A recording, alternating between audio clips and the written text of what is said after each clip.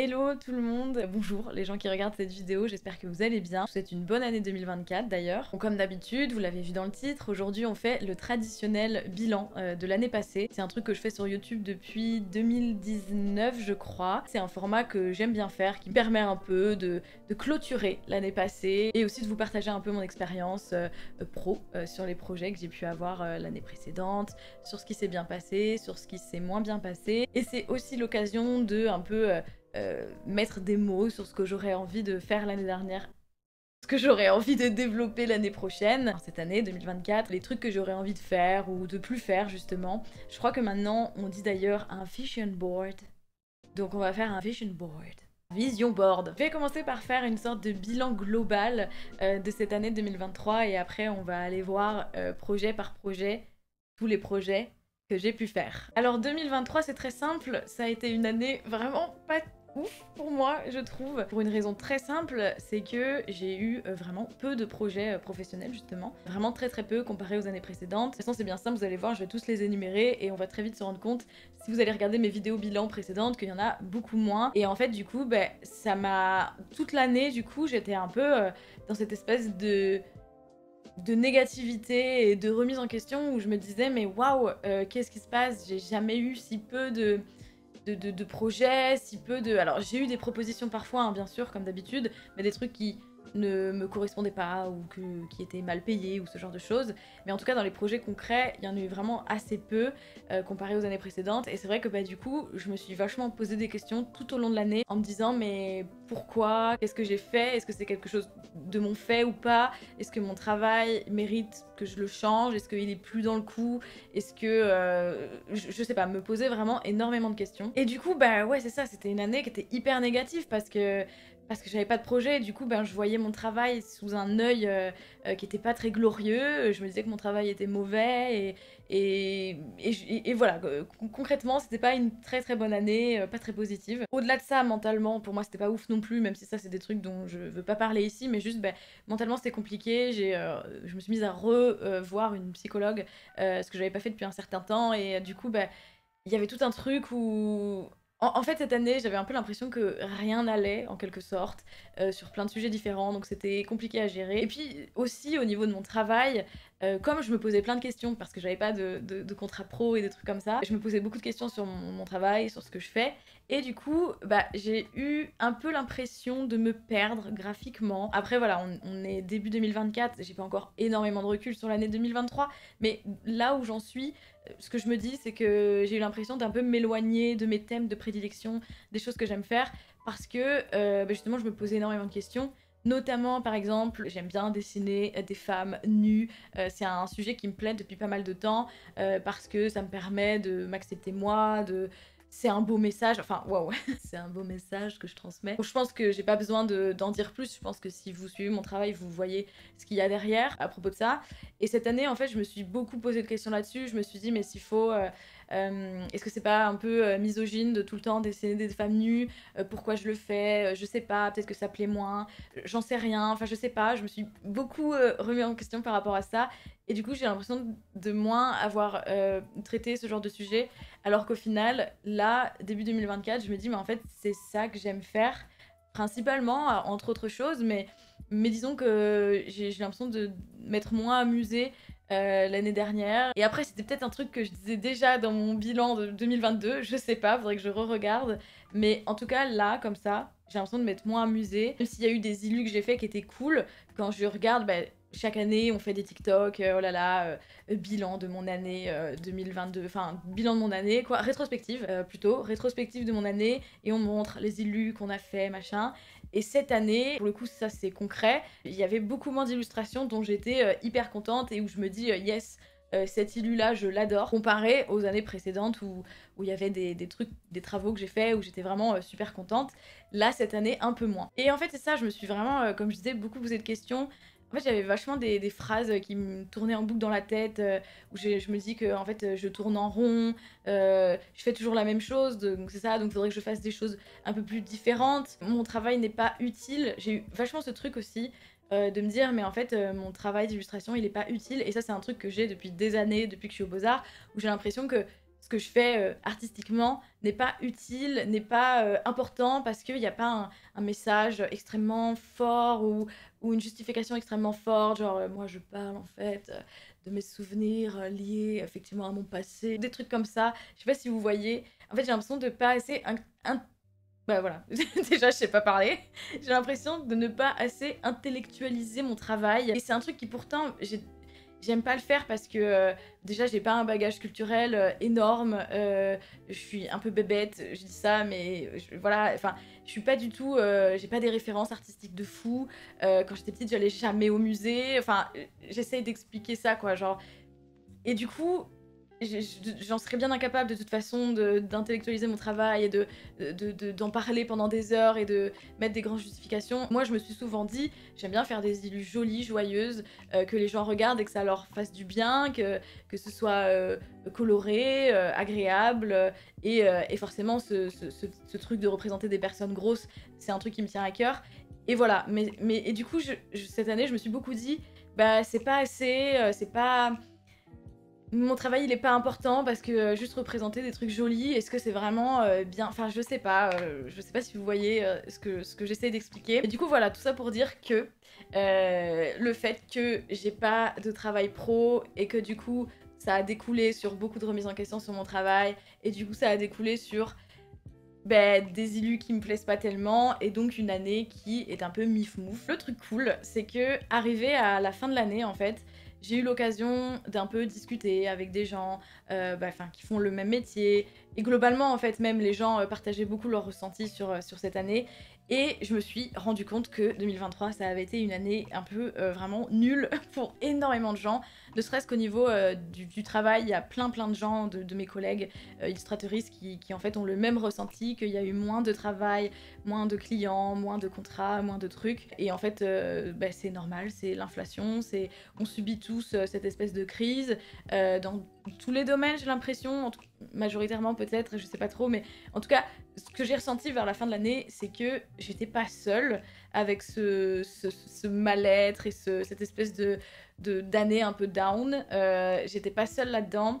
Et ça m'a vachement rassurée, en fait. C'est tout con, c'est logique, hein, on se sent moins seul et ça va mieux.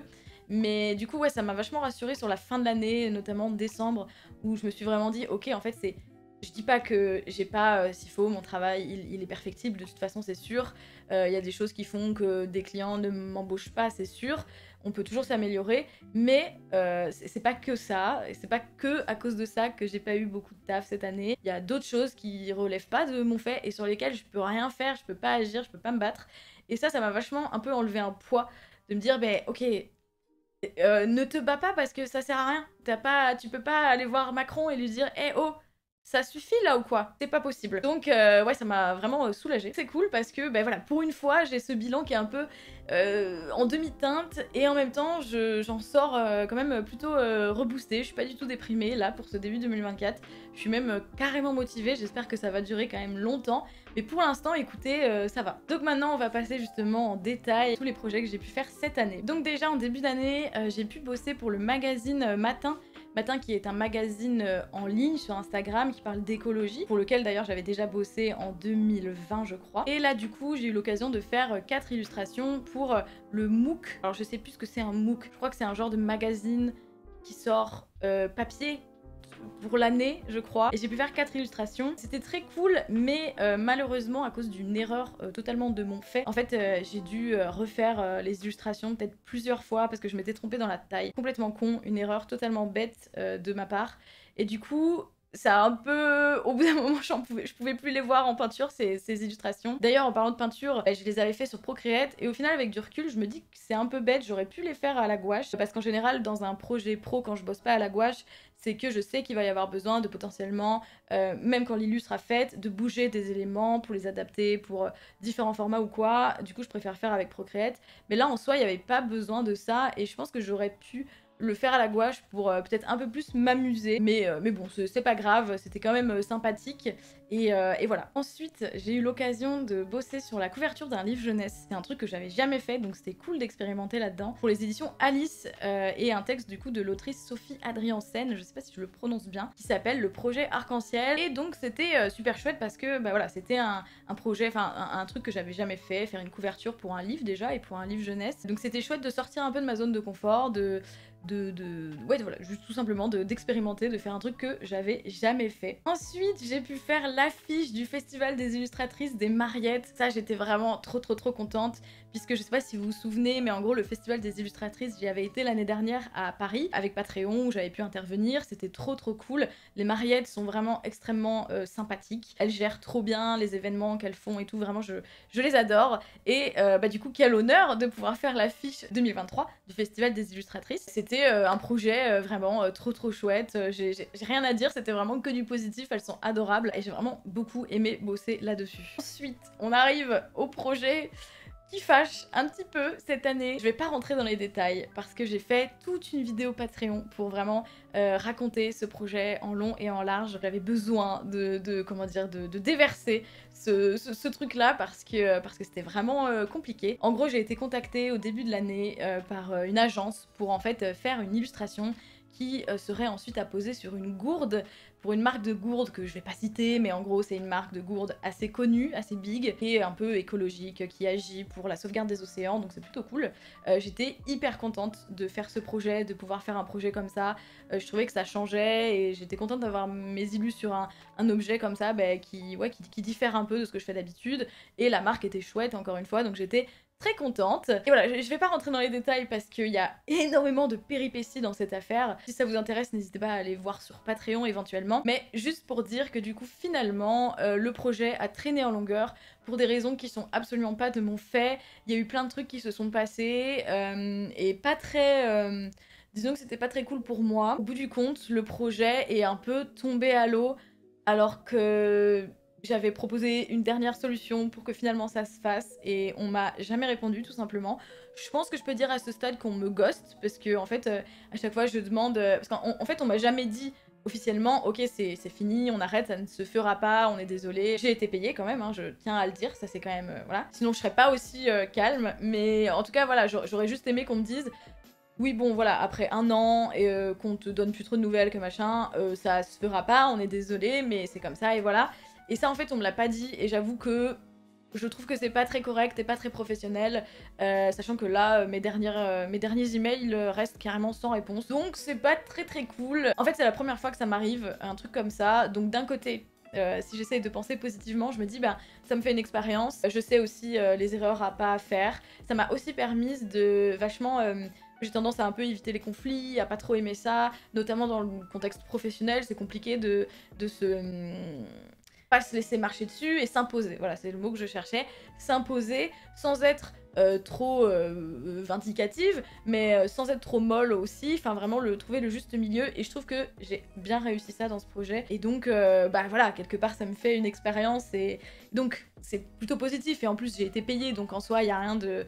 J'ai travaillé, j'ai été payée, mais c'est vrai que bah, c'est un peu dommage parce que c'est un peu capoté et bon, c'est pas très cool quoi. On passe du projet qui était pas ouf au projet qui était vraiment trop cool. L'année dernière, j'ai eu l'occasion de faire une illustration pour le championnat du monde de puzzle et c'est vraiment trop cool parce que bah en fait cette année moi-même j'ai découvert que j'adorais faire des puzzles. J'ai fait le puzzle que j'avais fait l'année dernière avec Nathan, je l'ai fait moi-même et j'ai découvert que c'était trop cool. Je pensais détester ça et en fait non pas du tout. Donc j'ai fait plein de puzzles cette année et donc quand j'ai reçu le mail pour faire une illustration qui serait en fait utilisée lors du championnat du monde de puzzle par les gens et tout pour la faire, je me suis dit mais c'est incroyable, c'est trop cool comme projet, c'est génial, j'adore faire du puzzle, ça va être trop bien. En plus, encore une fois, on me demandait de dessiner une foule. Je pense que je vais devenir vraiment l'illustratrice qui fait des foules, mais c'est pas grave parce que j'adore ça, donc y a pas de problème. Et puis même, ouais, c'est vraiment le genre de projet que j'adore, où les gens, les clients savent ce qu'ils veulent, et en même temps, t'as quand même un peu carte blanche sur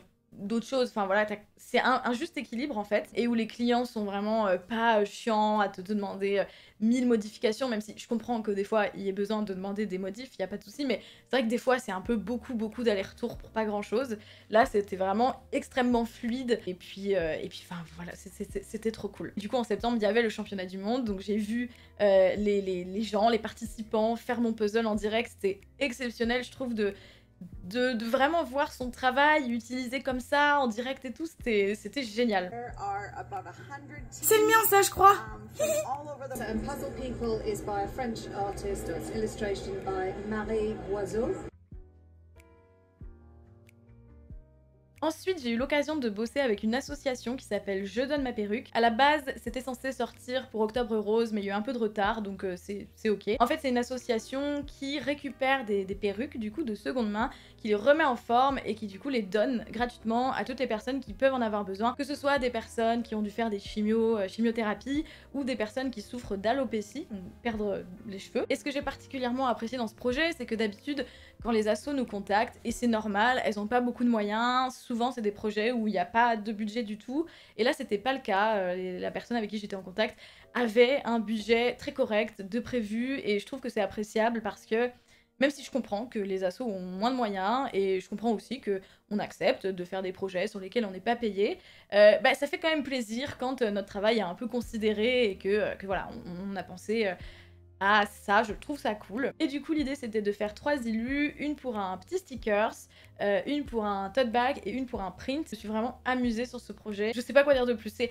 encore une fois, c'est le genre de projet qui se passe super bien, les clients adorables. Je suis contente de ce que j'ai fait, ma foi, et ça fait plaisir. Et vers la toute fin d'année, j'ai eu l'occasion de bosser pour J'aime lire Junior, petit magazine. Ça, c'était vraiment trop bien. Donc c'est le magazine J'aime lire, quelle joie de bosser pour le magazine J'aime lire. C'est pour du jeunesse, donc c'est pas le genre de projet que d'habitude j'aime beaucoup parce que voilà, le jeunesse c'est pas mon domaine de prédilection, mais de temps en temps je trouve ça cool. Là en plus le texte était adorable, c'était un texte assez court, c'était que 6 pages je crois, et le texte était vraiment très mignon. Je me suis sentie inspirée par ça et tout, et donc bon, pour l'instant je peux pas trop vous montrer parce que c'est pas encore sorti. Je peux vous montrer des petits bouts je pense. Je crois que ça sort en février, j'ai très hâte de voir l'objet fait, le tenir dans mes mains, et ouais c'était cool, encore une fois expérimenter, sortir un peu de ce que je fais habituellement, et les clients aussi adorables.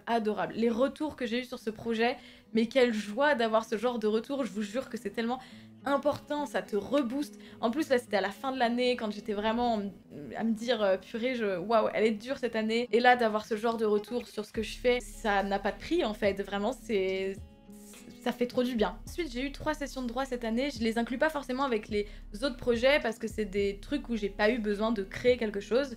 C'est juste des utilisations d'illustrations qui étaient déjà faites. La première, c'était avec la marque de bière Fauve. Trop contente de faire ce projet parce que c'est vrai que c'est des canettes que je vois passer depuis un moment parce qu'ils font plein de collabs avec des artistes. Le petit point un peu négatif, c'est que c'est pas très bien payé, et honnêtement, je trouve ça un peu dommage parce que je sais que quand on est une petite structure, c'est difficile de bien payer les artistes. Je le sais d'autant plus que avec Canva Fatal, voilà, je sais ce que c'est, mais je pense qu'il y a quand même moyen d'allouer un peu plus de budget aux artistes, d'autant plus quand c'est les artistes qui portent un peu la marque et qui font un peu, voilà, vous voyez ce que je veux dire. Mais voilà, comme là c'était une session de droit, j'ai accepté parce que c'était une illu que j'avais fait il y a longtemps, et en soi je considère, alors après c'est vraiment mon point de vue, je considère que quand c'est des illustrations que j'ai fait il y a un moment et que c'est juste une session de droit, je me dis que c'est un peu du bonus sur un travail que j'ai déjà fourni, donc ça me gêne pas trop d'être pas très bien payée pour ce genre de projet, mais voilà, c'est vraiment ma façon de voir les choses et je comprends qu'on considère pas les choses comme ça. En tout cas, c'était quand même cool de voir cet objet, cette petite canette de bière très mignonne, très bonne d'ailleurs également, et ça faisait plaisir. Et ensuite, ça va être 2 sessions de droit avec 2 marques de puzzle. La première, Peace and Peace, où j'ai pu faire 4 puzzles, 4 sessions de droit, 4 illus que j'avais déjà fait, mais trop bien parce que, encore une fois, j'adore les puzzles, la marque est très cool, la personne avec qui je suis en contact chez la marque est très cool aussi, en plus j'ai eu l'occasion de la rencontrer en vrai, donc ça c'était chouette. Et du coup, voilà quoi, 4 puzzles, trop bien, je suis vraiment rentrée dans le game du puzzle cette année, et ça me ravit. Pour finir, j'ai eu l'occasion de faire 2 mini puzzles pour la marque Travel. Je sais pas si on dit Travel. 2 mini puzzles en fait qui étaient dans les box parce qu'ils ont une box puzzle, je crois, qui est tous les mois, à chaque fois avec un thème différent. Et donc j'ai eu l'occasion de faire 2 mini puzzles avec voilà des illus qui étaient déjà faites aussi. Bah d'ailleurs, je crois que c'était 2 illus d'Inktober de l'année dernière. Donc voilà, encore une fois, je considère que bah, c'est du bonus, c'est des illus bah, justement que j'avais fait pendant Inktober et qui n'avaient pas but d'être exploités.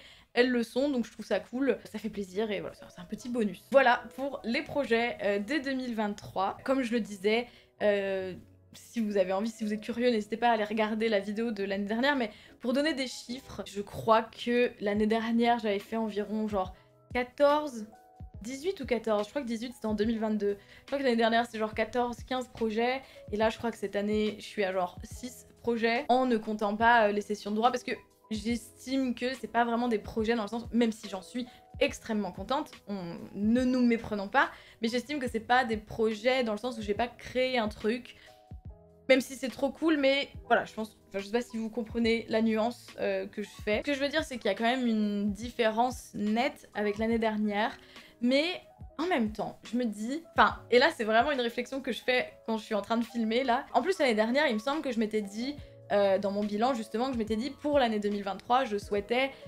accepter moins de projets, mais plus accepter des projets où quand je lis le brief, je me dis waouh, je veux trop faire ça. Au final, on va pas se mentir, il y a des projets que j'ai fait cette année où quand j'ai lu le brief, je me suis pas dit genre waouh, trop stylé, c'est tout à fait ma DA, c'est tout à fait mon univers, je veux le faire. Bah, notamment par exemple les trucs un peu jeunesse où c'est pas mon domaine à la base et c'est pas les trucs dans lesquels je m'éclate le plus, même si j'adore. Mais voilà, mais en fait c'est juste que comme j'ai reçu assez peu de propositions de projets cette année, j'ai même pas eu le loisir de me dire ok j'ai plein de propositions, ok j'accepte que celles qui vraiment me sont over the top. J'ai pas trop eu ce loisir là, mais franchement là, je suis en train de me dire que c'est pas grave. En fait, cette année, elle est passée. Les projets que j'ai faits sont quand même extrêmement cool.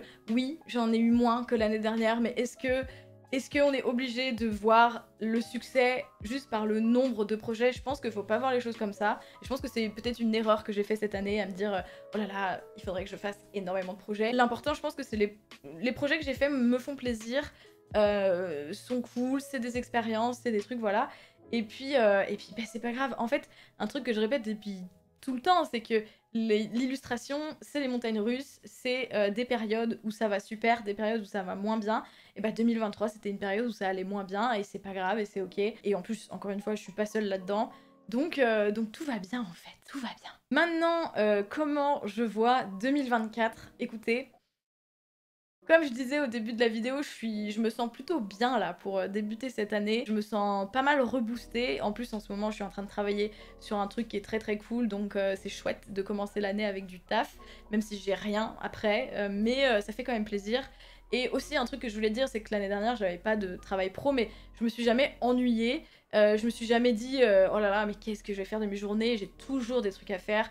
Que ce soit des illus pour mon plaisir, des live Twitch, des vidéos YouTube, Canva Fatal aussi, où je fais pas mal de petits trucs, que ce soit les prints pour ma boutique en ligne, Patreon également. Enfin voilà, je me suis pas du tout ennuyée l'année dernière. Et du coup, mes envies pour 2024, ce serait de me recentrer sur ce que j'aime faire, de vraiment me faire plaisir en fait dans mes illus, d'arrêter de me poser trop de questions, de me dire oh mais ça, ce genre d'illustration t'as déjà fait, là tu tournes en rond, ça c'est pas intéressant, machin machin. Arrêter de me poser des questions et quand j'ai une idée, le faire en fait et juste faire des trucs que moi ça me plaît et c'est ça, arrêter de me dire mais est-ce que ça va plaire aux clients, est-ce que ça va, enfin aux potentiels clients, est-ce que ça va plaire aux gens qui me suivent sur Instagram, est-ce que ça va plaire aux gens qui me suivent pas, genre stop.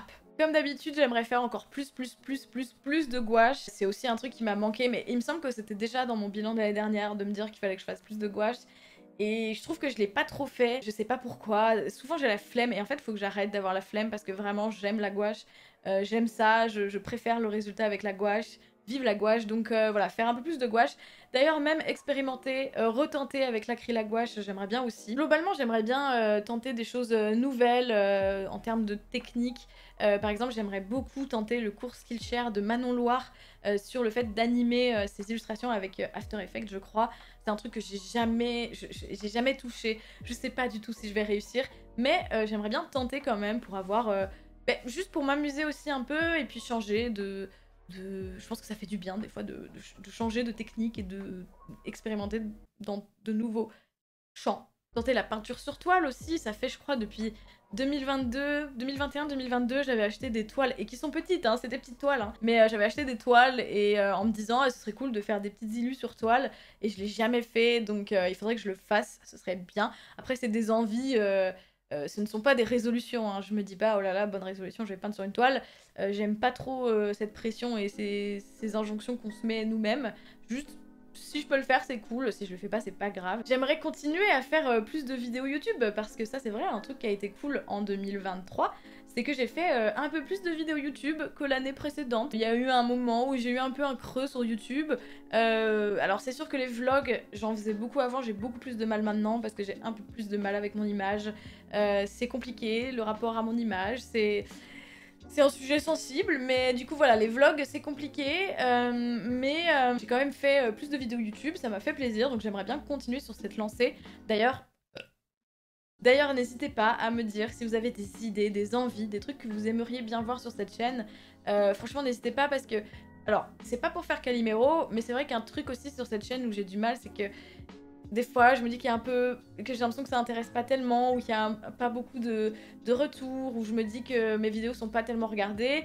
Et du coup, je me dis, en fait, moi j'adore faire des vidéos YouTube, j'adore le montage, j'adore partager des trucs, mais c'est vrai que je me dis, mais bon, si au final il n'y a pas le public, bah ça sert à rien de m'entêter dans un truc. Enfin bref. En tout cas, voilà, si vous avez des idées, des trucs vraiment que vous aimeriez bien voir, n'hésitez pas à me les partager. Et en 2024 aussi, mon goal, vraiment, ce serait de trouver une agence.